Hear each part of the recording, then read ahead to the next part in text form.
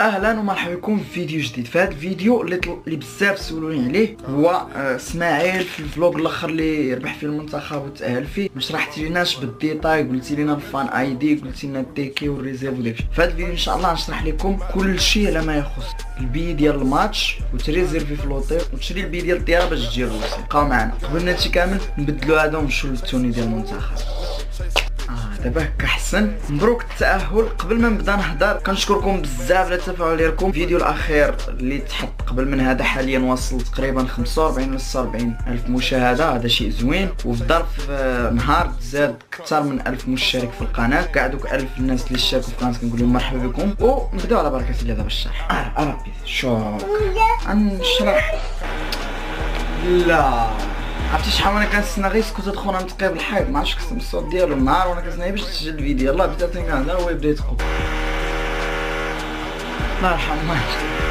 نبداو الشرح قبل ما نبدا اعتنادات. المهم اول حاجه باش تجي لروسيا سولوني بزاف واش كاينه فيزا كيفاش غنجيو داكشي. حاليا وعلى حسب الموقع ديال الفيفا فما كايناش الفيزا. في بلاصه الفيزا غيكون الفان اي دي. الفان اي دي باش تشد الفان اي دي خصك تريزيرفي في لوطيل وتشري بي ديال الطياره الي روتور، بي ديال الماتش، التذكره ديال الماتش طبيعه الحال. لكن حاليا دابا في الموقع ديال الفيزا وقف المرحله الاولى من بيع التذاكر. وقف المرحله الثانيه غتبدا نهار 16 في الشهر. المرحله الثانيه ديال بيع التذاكر 7 الصباح بتوقيت المغرب كنظن. المهم في العشرة بتوقيت الفيفا فين كاينه في سويسرا وفي الفيفا كاينه تما بالتوقيت ديالهم في العشرة. المهم باش ما نخربقكمش نهار 16 مشي دخل الموقع ديال الفيفا باش تشري.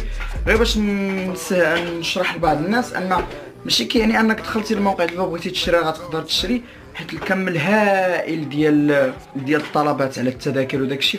فدابا الفيفا ما غتبيعش لاي واحد وما غتبيعش لكلشي. ولما قريت في موقع الفيفا دابا اكثر من 3 ديال المليون ديال الطلبات اللي تطلبوا في المرحله الاولى. وحاليا دابا انا باغي نشري ولكن راه واقفين وانا نوريكم دابا هادشي كامل. كيف كتشوفوا هنايا المرحله الاولى توقفت والمرحله الثانيه غادي تبدا من دابا يومين و19 ساعه او دقيقه و5 ثواني.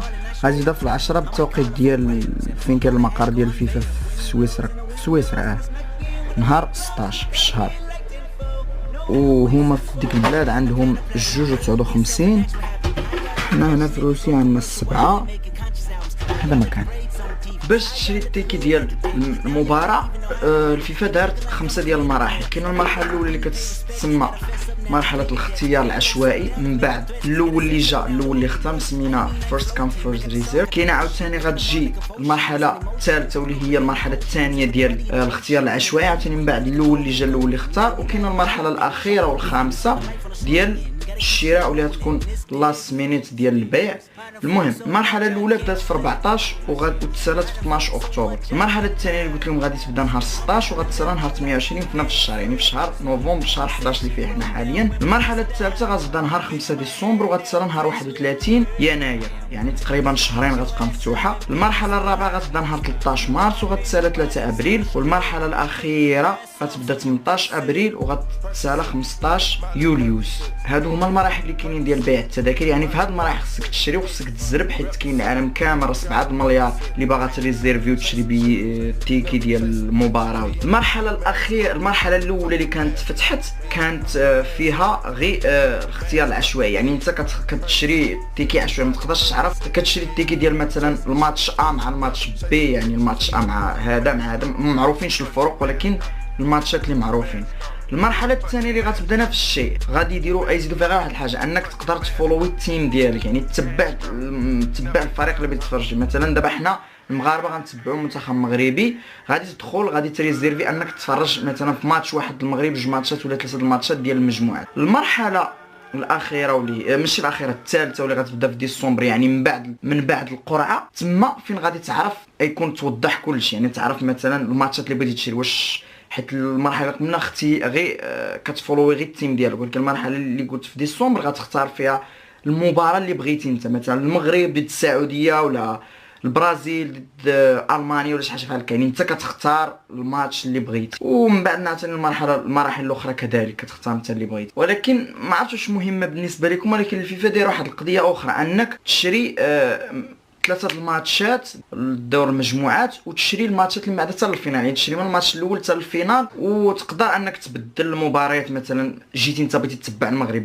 درتي 3 الماتشات ديال المغرب وحتى للفينال، مثلا المغرب ما تاهلش، يمكن لك انك دوك الماتشات اللي باقي لك تبدلهم بماتشات ديال منتخبات اخرى في حاله ما لا قدر الله ما تاهلش المغرب من بعد دور المجموعات. هادشي كامل فيما يخص شراء التذكره ديال المباريات. المهم للتذكير ان المرحله الثانيه غتبدا نهار 16 نوفمبر، فكونوا في الموعد وخصكم تزربوا باش تشروا البي دغيا. مين كتشري البي ولا التذكره ديال المباراه وكدير ريزيرف في الاوتيل، ريزيرف راه ماشي بالضروره تخلص، بزاف الناس كيسحب لهم الله ريزيرف هي تخلص الاوتيل، لا ريزيرف هي تدخل غير تريزيرفي، كتدخل الموقع ديال اللي خليت لكم بوكين ولا اي موقع اخر، نخلي لكم بوكين عاوتاني مره اخرى في الديسكريبشن، ولا تمشي للاوتيل ودير ريزيرف عندهم انك راه غادي تجي في هذا الوقت وتسالي في هذا الوقت. هما كيعطوك واحد كتعطاك واحد الورقه كتامبريميها فيها الريزيرف ديال لوطيل، داك الريزيرف ديال لوطيل والبي ديال الطياره الي روتور وبي ديال المباراه وحده ولا جوج على حسب شحال ما شريتي من بي ديال المباراه،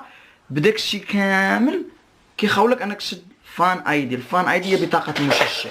دابا غنوريكم كيفاش داير الموقع ديال البطاقه. تدخلوا لبطاقه المشجع، ها هما اللي قلت لكم التواريخ فوقاش غيفتحوا.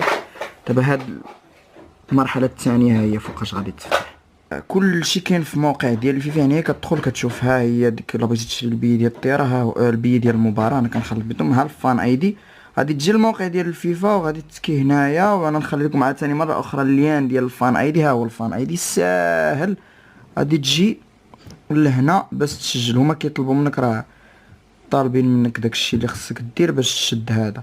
المهم هاد الفان اي دي كيخاولك انك تدخل الملعب وتكون في روسيا. ها هي هما كاتبين لك هنا بانك غتدخل بلا فيزا لروسيا بهذا الفان اي دي وتدخل الملعب ترونسبور فابور. هادشي كامل كيخاولوا لك هاد الفان اي دي. ها هو فين هو، كتدخل كدير داك التخربيق، الخطوات ها هما كاتبين لك هنايا. المهم تدخلوا تشوفوا داكشي كامل.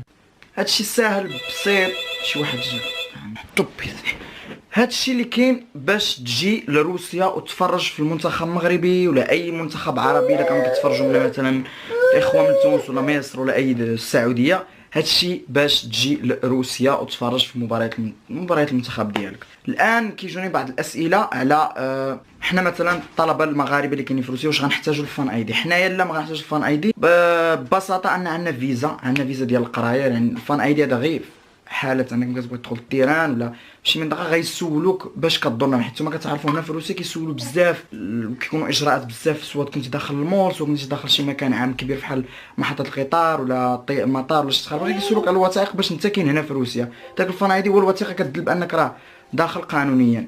سولوني اخرين ولا بغينا نجو السياحه، فمكنظنش انا من الاحسن تجيب فان اي دي احسن من السياحه، لان السياحه غتخسر فلوس بزاف ووقت بزاف باش تطلع فيزا سياحه وداكشي الاخر. ولا في حاله بغيتي تجي قالوا لي شي وحدين الا عندنا مثلا عائله في روسيا ولا اصدقاء ولا شي وحدين، كاين ان داك اللي كاين هنا في روسيا صيفط لك دعوه ديال السياحه، دعوه زياره كتمكنك انك تبقى في الاراضي الروسيه 3 ديال الاشهر.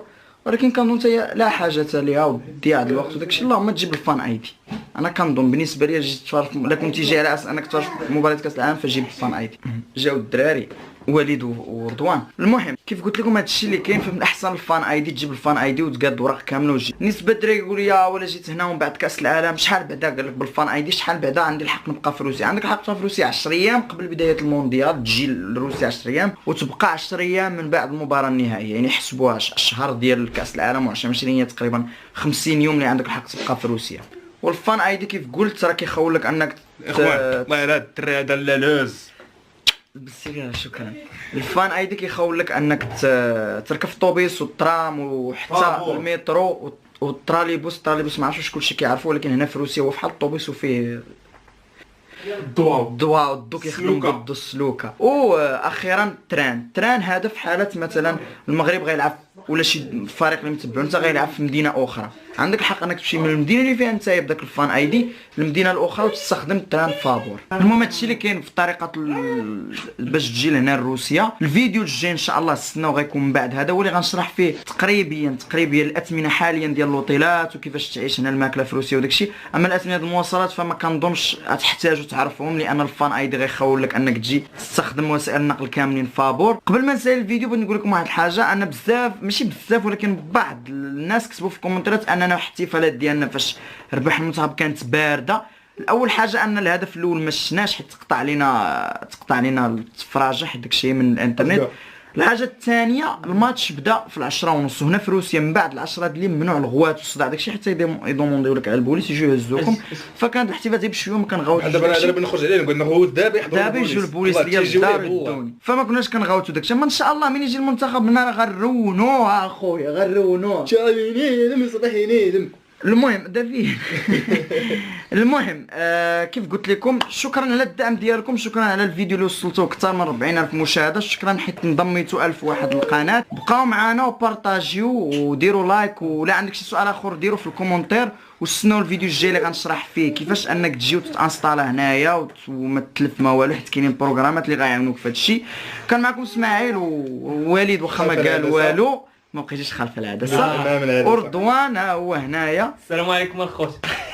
نشوفكم في فيديو جديد. وعاش المنتخب ماشي عاش المنتخب ديما المغرب ايجابيين ومبتسمين. وانا لا اتفشخر عليكم. السلام عليكم.